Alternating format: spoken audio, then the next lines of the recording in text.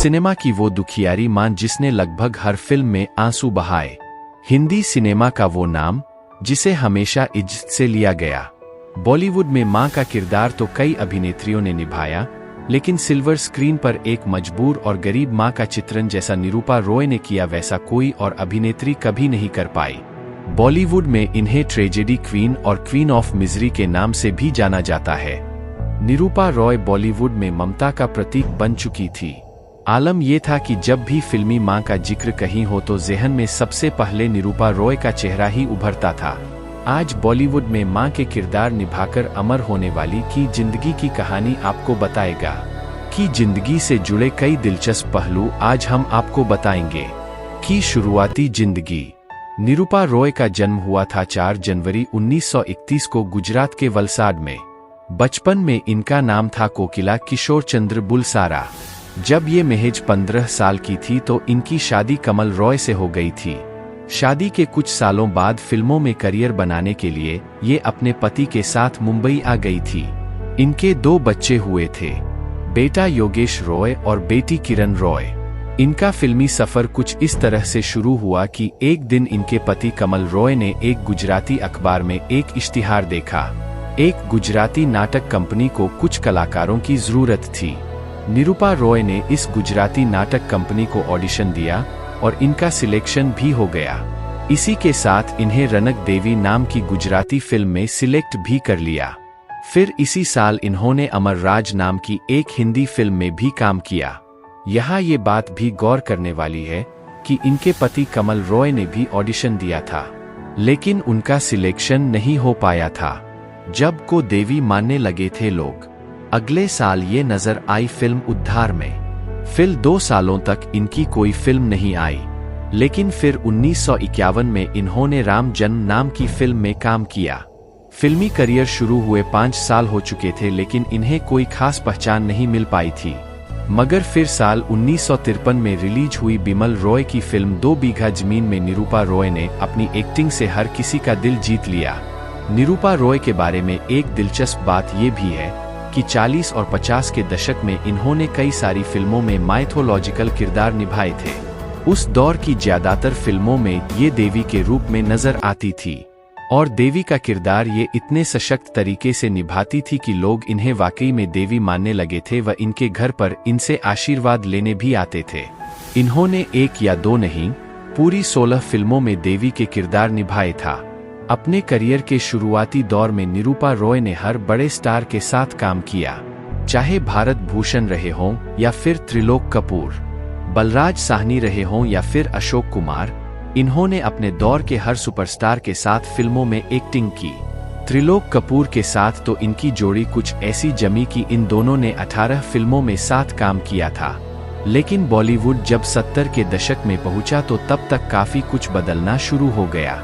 Hindi cinema romance से हटकर angry young man based फिल्मों पर फोकस होने लगा। अमिताभ बच्चन जैसे एंग्री यंग मैन के रूप में बॉलीवुड को एक नया सुपरस्टार मिल चुका था और इस नए सुपरस्टार की मां के रोल में अमर हुई निरूपा रॉय। 1975 में रिलीज हुई दीवार फिल्म में निरूपा रॉय शशि कपूर और अमिताभ बच्चन की मां के किरदार में नजर आई और इस किरदार में इन्होंने इतनी जबरदस्त एक्टिंग की कि इसके बाद तो ये बॉलीवुड में परमानेंटली मां के किरदारों में ही नजर आने लगी। अमिताभ और निरूपा रॉय का मां बेटे का रिश्ता सिनेमा के शौकीनों को बेहद पसंद आया। मां बेटे के रूप में निरूपा रॉय और अमिताभ बच्चन की जोड़ी कितनी ज्यादा पसंद की गई थी, इसकी एक मिसाल है साल 1999 में रिलीज हुई फिल्म लाल बादशाह। अमिताभ की दूसरी पारी की इस फिल्म में भी निरूपा रॉय उनकी मां बनी थी और केवल अमिताभ बच्चन ही नहीं, देव आनंद और धर्मेंद्र सहित उस दौर के और भी कई बड़े कलाकारों की मां का रोल इन्होंने निभाया था। निरूपा रॉय इकलौती ऐसी अभिनेत्री थी जिन्होंने धर्मेंद्र की मां का किरदार भी निभाया और उनके बेटे सनी देओल की मां का किरदार भी निभाया। सन 1955 में रिलीज हुई फिल्म मुनीमजी में निरूपा रॉय ने देवानंद की मां का किरदार निभाया था, जबकि इनकी उम्र देवानंद साहब से 8 साल कम थी। बात अगर इन्हें मिले अवार्ड्स के बारे में करें तो साल 1955 में रिलीज हुई मुनीमजी, साल 1962 में रिलीज हुई छाया और साल 1965 में रिलीज हुई शहनाई के लिए इन्हें फिल्मफेयर बेस्ट सपोर्टिंग एक्ट्रेस का अवार्ड मिला था। दीवार फिल्म में इनके जबरदस्त काम के लिए भी इन्हें फिल्मफेयर बेस्ट सपोर्टिंग एक्ट्रेस का नॉमिनेशन मिला था। इतना ही नहीं, साल 2003 में इन्हें फिल्मफेयर ने लाइफ टाइम अचीवमेंट अवार्ड से सम्मानित किया था। लगभग 60 सालों तक चले अपने फिल्मी करियर में निरूपा रॉय ने 250 से भी ज्यादा फिल्मों में काम किया था।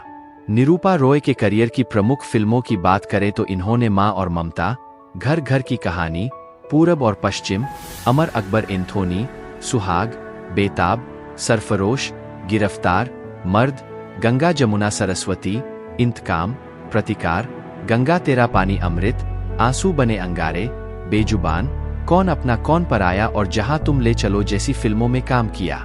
इनके करियर की आखिरी फिल्म थी लाल बादशाह, जो कि साल 1999 में रिलीज हुई थी और जिसमें ये फिर से अमिताभ बच्चन की मां के किरदार में नजर आई थी। 80 का दशक खत्म होने तक इन्होंने फिल्मों से खुद को दूर करना शुरू कर दिया था। 90 के दशक में ये केवल 5 फिल्मों में ही नजर आई थी और ये 5 फिल्में भी 90 के दशक के अलग अलग सालों में रिलीज हुई थी। 13 अक्टूबर 2004 को मुंबई स्थित इनके घर में ये अचानक कार्डियक अरेस्ट का शिकार हो गई। डॉक्टरों ने काफी कोशिश की कि इनकी जान बचाई जा सके, लेकिन इन्हें बचाने की हर कोशिश नाकामयाब हो गई और आखिरकार 73 साल की उम्र में निरूपा रॉय ने इस दुनिया को हमेशा के लिए अलविदा कह दिया। कहा जाता है कि निरूपा रॉय अपने बेटे से बेहद प्यार करती थी, लेकिन इनकी मौत के बाद इनके बेटे योगेश और बेटी किरण रॉय के बीच इनकी प्रॉपर्टी को लेकर काफी विवाद हुआ था। ये विवाद इतना ज्यादा था कि मीडिया में ये खूब सुर्खियों में रहा था। इनके दौर की ही एक और अभिनेत्री थी जिनका नाम था श्यामा। श्यामा से इनकी बड़ी गहरी दोस्ती थी। जब निरूपा रॉय की मृत्यु हुई थी तो श्यामा फूट फूट कर रोई थी। निरूपा रॉय को मिसाल अदायगी से निरूपा रॉय ने बॉलीवुड में जो अपना मुकाम बनाया था उसे हमेशा याद किया जाएगा। तो दोस्तों, निरूपा रॉय जी की ये स्टोरी आपको अच्छी लगी हो तो एक लाइक जरूर करें। मेरे चैनल को प्लीज सब्सक्राइब करें। अपना ख्याल रखें।